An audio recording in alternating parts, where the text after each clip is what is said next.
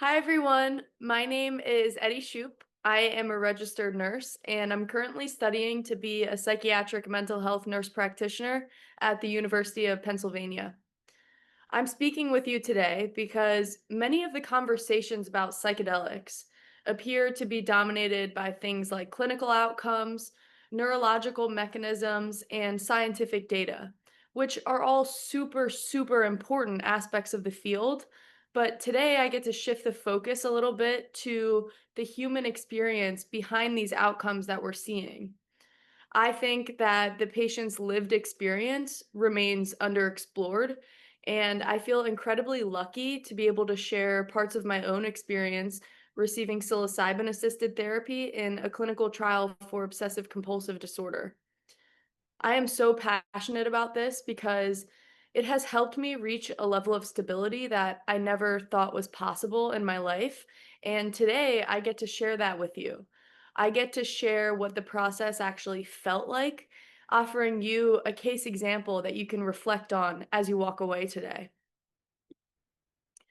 So, first, I would love if you could all focus on this image for a moment. I want you to fully immerse yourself in this image and imagine that you are inside of your screen. And there is nothing else in existence besides this being in front of you. You have no sense of time and you have no sense of yourself. It is only this. I want you to reflect on the way this makes you feel. Do you like these colors? Is this something that is beautiful to you? Or is this something that's ugly? Is this something that you prefer to look at and be with? I want you to hold on to these thoughts and we'll come back to this later. So, in psychiatry, a field of gray, we crave clear mechanisms. And without them, sometimes we hesitate. And many providers are hesitant to accept the potential of psychedelics. And I see this daily in my own clinical training. In fact, research actually shows that many providers overestimate their knowledge on psychedelics. But this skepticism is understandable because this is a field built on caution and evidence. So, skepticism is protective. This is how we keep patients safe. Some are cautious about psychedelic therapy because the mechanism challenges the traditional view of evidence. And oftentimes with psilocybin, the mechanism is the subjective experience, which can be uncomfortable for providers. So, until we value the patient's first person perspectives as a therapeutic process, skepticism is going to persist. Where is the patient's voice? If the subjective experience itself is the mechanism of action, then we need to be talking more about it. So, one scoping review looked at 273 trials using psilocybin for a variety of mental health conditions across the globe, and they found that less than 5% of them used qualitative methods. So, despite hundreds of studies, the majority of them don't explore the lived experience. This means that we are measuring symptom change without understanding the emotional process behind those changes, and we are tracking outcomes, but we're not asking what it felt like to get there. And we're not publishing that information either. So this creates a blind spot in the research. And without this piece, the research feels incomplete, and clinicians with concerns are left unconvinced. If psychedelic therapy is meant to be deeply human and psychological and even spiritual at times, why aren't we listening more curiously to the humans going through it? We can't expect healthcare providers to embrace psychedelics if we don't provide the human explanation for why they work. I would like to first set some expectations for this talk. It's not a super data heavy talk, and the science of psychedelics is so important, but that is not my focus today. Instead, this is personal, human, and it's messy.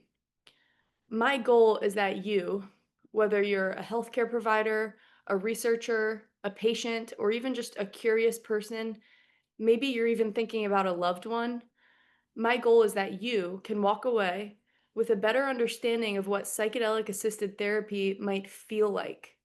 I hope that you can understand the phases of the experience and how someone might be feeling at each of those phases. Before I share more, I want to talk to you about what I thought would happen. So, what were my expectations for receiving psilocybin assisted therapy? I was dealing with constant anxiety, rituals and compulsions. I was avoiding friends. I was avoiding people in general. And out of this experience, I expected something beautiful. I thought that this would be rewarding and eye opening. I imagined a euphoric breakthrough. I thought that this was going to be a happy and uplifting experience, something that was transformative in a very clean and obvious way.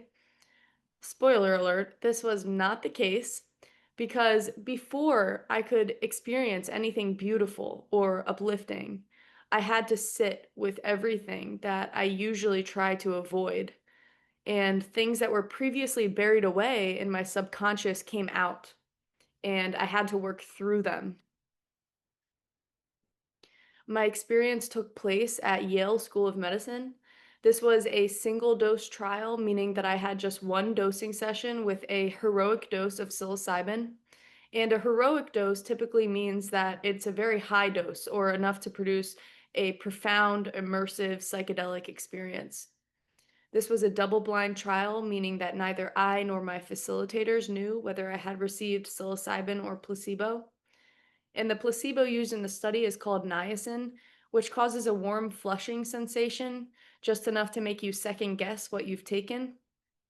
I stayed on an inpatient psychiatric unit with the research team working within the entity of the unit. And altogether, I stayed for 9 days and 7 nights. Throughout this process, I worked with two facilitators, which are the trained guides who help support me before, during, and after my dosing session, for months after my dosing session. And I also had one rater who is responsible for quantifying my symptoms over time. Here's an overview of the timeline. Screening took 10 hours. This is when they assessed the severity of my symptoms, made sure that I didn't have any major issues, suicidal thoughts, or a personal or family history of psychosis. The standard for preparation was 4 to 5 hours. For me, it ended up being longer, and you'll see why later. And this is exactly what it sounds like. I was mentally and emotionally preparing for this intense experience. The dosing session is at least 7 hours, and this starts from the time you ingest psilocybin to the time that its effects completely wear off. For me, it ended up being around 8 hours because it took a while for me to stabilize emotionally before I was ready to leave my facilitators.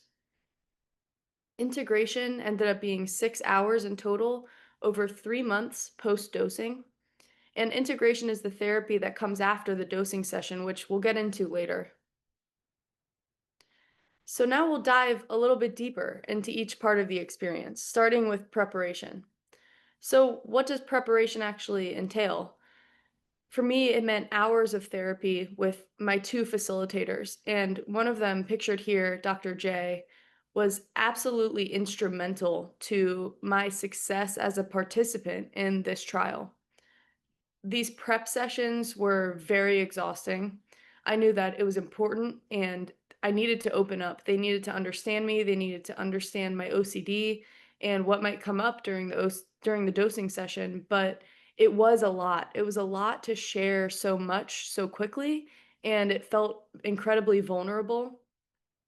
But this vulnerability was so important because the trust that we built became everything. My emotional state going into dosing was not light. I was carrying years of distress and fear, but this prep time with my facilitators gave me just enough safety to move forward, feeling supported and understood. And the connection that I built with them became my lifeline during my dosing session. So here we are at dosing day. I had a 50-50 chance of getting either psilocybin or niacin, the placebo. And this is where things took a huge turn. I got placebo. So my prep actually ended up being way longer. So this ended up being a good thing because my prep for placebo ended up adding to my prep for the actual dosing session. So I completed my week-long placebo stay, and then I came back a week later to get psilocybin. So when I came back this time, I knew 100% that I was getting psilocybin, which made it more nerve-wracking. On the morning of dosing, just like on the morning of placebo day, I was encouraged to fast in the morning. I was excited, I was nervous, I was freaking out. I didn't know what was going to come to the surface. I didn't know if it was going to be amazing or fun or scary or embarrassing. That's really what I was worried about, is embarrassing myself. But what I did know is that my two facilitators were sitting there with me. So I knew that I was safe, I knew that I was understood, and I knew that I was going to get out of this okay. And this was my mindset going into dosing, known as the set. The dosing room was comfortable. I was in a cozy bed, and the room was decorated very nicely with fresh live flowers. And this was my environment going into dosing, known as the setting. So it was time. The psilocybin was served to me in pill form, sitting in a cute little wooden bowl, and I skimmed through my entire journal once. I did some deep breathing with Dr. J, and I went ahead and I took the pill. Next, the music came on in the room. I put my blindfolds on, I put my headphones on, and the process began. The music was nonverbal. The blindfolds encouraged me to turn inward. So when you think about it, the experience really was my mind. It came from my mind. The music was my guide that led me to places that I did not want to go to, but these were places that I needed to go to. And these were also places that I previously did not know how to get to, but the psilocybin combined with the music allowed me to reach those places. The music peaked in intensity right along with the psilocybin, and the music wasn't escapable because it was playing in my headphones, but when I took my headphones off, it was also playing in the room. So before I knew it, there I was, laying there, doing surgery on my own soul. And I was the one doing the surgery, not my facilitators. The surgery was extremely difficult, and I had never done surgery before. So, what if a psychedelic session doesn't go as planned? What if it leaves you feeling confused and frustrated, physically and emotionally exhausted, spiritually exhausted, depleted of everything, without any idea of how to unpack the experience? That's exactly how I felt. I was like, what just happened to me? I felt like a scattered puzzle, like one of those puzzles that are all the same color and you're missing 10 pieces. I couldn't make sense of it. I couldn't figure it out. I was tired of trying to figure it out. I was tired. But in hindsight, I realized that it wasn't time yet to figure it out. And figuring it out was going to take a lot of time and a lot of hard work. So integration began. This is when the trip itself had ended, but the real work was beginning. And for me, the core issue had surfaced. And now I finally understood the depth of my suffering, and I had a different relationship with my disorder now. In my experience, the dosing session was about uncovering the problem. So I was lifting the hood of the car, and integration is getting to work to fix it, to rewire the engine, if you will.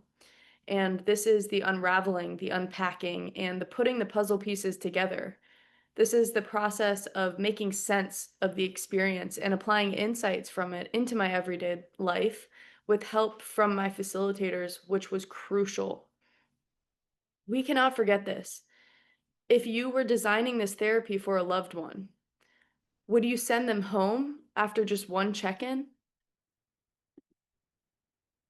So, what can we make of all of this? We know that quantitative data is important. But sometimes with psychedelics, the mechanism of action occurs through each unique, subjective human experience. It's not always just chemicals or molecules, but it's insights that drive therapeutic outcomes. So, whenever you see outcome data, I hope you remember that those numbers represent deeply personal human experiences.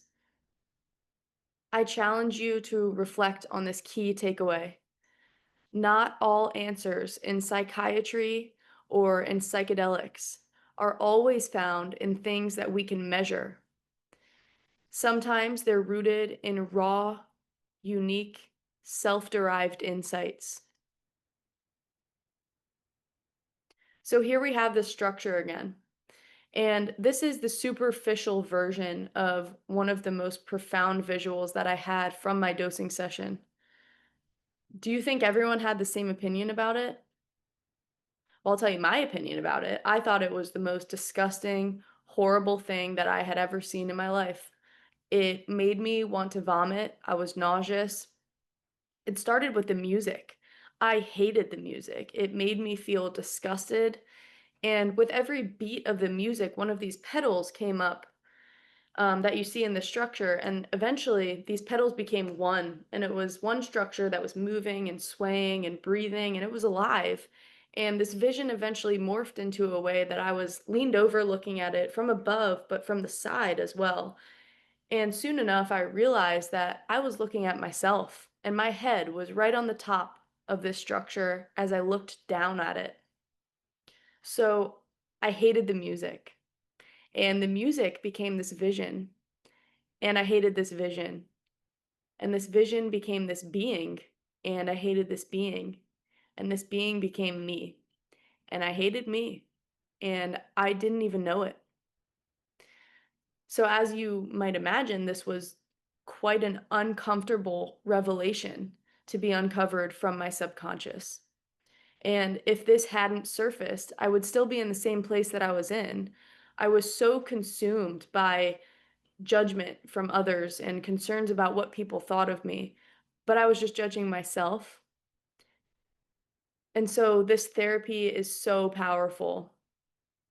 But what happened went so much deeper than my quantitative data as a participant. This did not fix everything overnight for me, but these insights have allowed me to fully engage in myself and engage in the therapy that I'm still doing today. And I'm proud to say that today I genuinely love myself. And because I love myself, I can be therapeutic with myself.